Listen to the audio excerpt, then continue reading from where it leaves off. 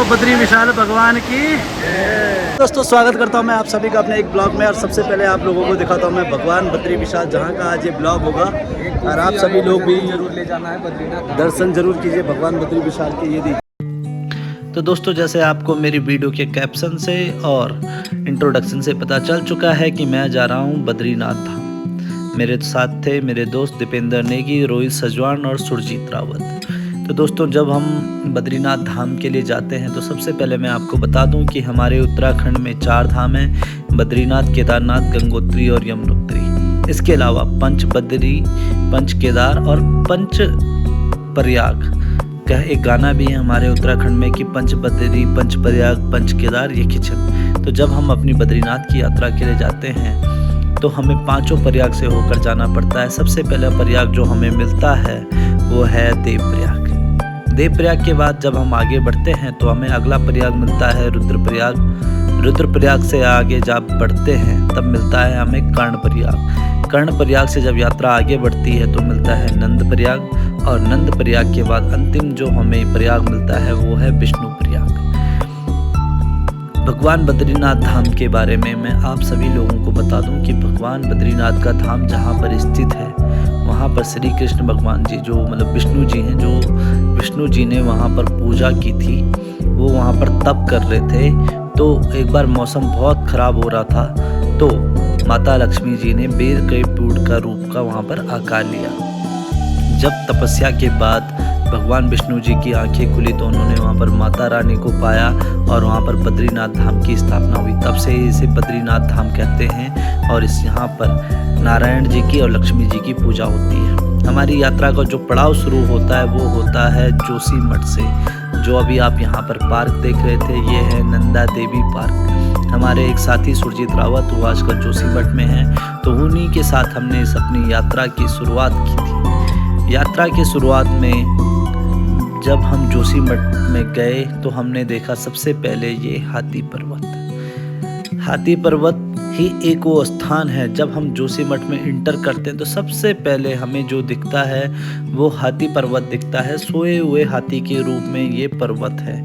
वहाँ से जब हमारी यात्रा बढ़ती है तो हाथी पर्वत के बिल्कुल नीचे जाके और उसके बगल में अलकनंदा नदी हमें बहती हुई दिखती है। और वहीं से नेशनल हाईवे जो हमारी 4 धाम यात्रा मार्ग है वहीं से होकर जो हमें अभी दिख रहा है ये मार्ग, यहाँ से होकर ही हम बद्रीनाथ की ओर पहुँचते हैं। उसके बाद हमारी यात्रा का अगला स्टेज होता है गोविंद घाट, जहाँ से हेमकुंड साहिब के लिए रास्ता निकल जाता है एक निकल जाता है बद्रीनाथ धाम के लिए। हेमकुंड साहिब सिखों का एक पवित्र स्थान है और हमारा बद्रीनाथ, लेकिन काफ़ी सिख भाई, काफ़ी ज़्यादा संख्या में सिख भाई लोग भी हमारे बद्रीनाथ धाम में पहुँचे हुए थे। बद्रीनाथ धाम से जब भी हम आगे बढ़ते हैं तो काफ़ी मनोरंजक से हमें वहाँ पर दृश्य मिलते हैं। काफ़ी अच्छी वहाँ पर मतलब एक पहाड़ वाली जो कश्मीर वाली सुंदरता है वो हमें दिखती है। हमें वहाँ पर पहली बार लाइफ में जो ये सामने आप लोग भी देख रहे हैं ये पहली बार हमें एक ग्लेशियर दिखा था। यहाँ पर इसमें बीच में एक ब्लैक होल भी दिख रहा है हमें। मैंने अपनी लाइफ में फर्स्ट टाइम ये ग्लेशियर देखा था। और इन ग्लेशियर्स का सबसे ज़्यादा फ़ायदा क्या होता है, जिस मौसम में पानी की सबसे ज़्यादा कमी होती है उस टाइम पर गर्मी की वजह से ये ग्लेशियर पिघलते हैं और बड़े बड़े झरनों का आकार लेते हैं और ये सब पानी नदी में मिल जाता है, जिससे हमारा जो जल स्तर होता है गर्मियों में काफ़ी कम हो जाता है। इन्हीं ग्लेशियर की वजह से वो जल स्तर काफ़ी ज़्यादा उठ जाता है। आप लोग भी ये ग्लेशियर देखिए और इसका नज़ारा लीजिए। यहाँ पर कोहरे की वजह से ये हमें दिख नहीं रहा है, बट हमने जब इसे देखा तो अप्रोक्सीमेटली कम से कम 40 से 50 मीटर से एक ग्लेशियर आ रहा था। और हम लोग बद्रीनाथ ले लिया है हम लोगों ने बद्री विशाल भगवान का प्रसाद। इसमें एक बद्री विशाल भगवान के लिए एक माला है और बाकी प्रसाद है बद्रीनाथ धाम जी का। ये है गाइस तुलसी की माला, मुझे पता नहीं था ये तुलसी की माला है। प्रधान जी खुशबू आ रही है? अरे बिल्कुल तो गर्म कुंड जहाँ से गर्म पानी आ रहा है। थोड़ा बहुत आप लोगों को वीडियो में भाप भी दिख रहा होगा। और यहाँ पर ये भैया ने चावल की पोटली डाली है जो बद्रीनाथ भगवान का प्रसाद होता है। और इस प्रकार के कई कुंड यहाँ पर बने हुए हैं। देखो दोस्तों, गर्म कुंड में सभी लोगों के स्नान हो रहे हैं। कितना गर्म है? अब बोल कितना करो ताता है रे ताता शुरू करना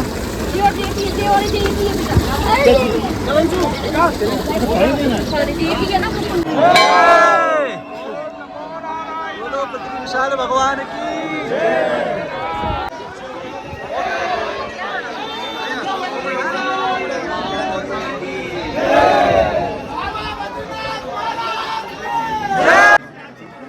भगवान जी का गर्भगृह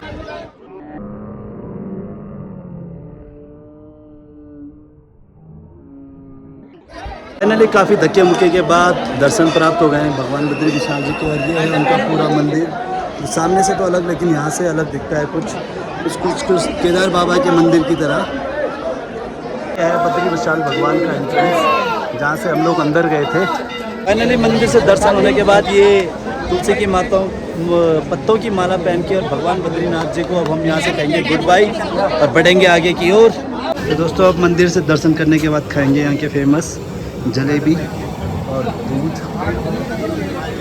और सभी लोग अभी यहाँ पर भूखे पेट से इंतज़ार कर रहे हैं जल्दी से जल्दी खाने का। ये आ गया हमारा केसर वाला दूध अलॉन्ग विद जलेबी। हमें दीपू हाउस द टेस्ट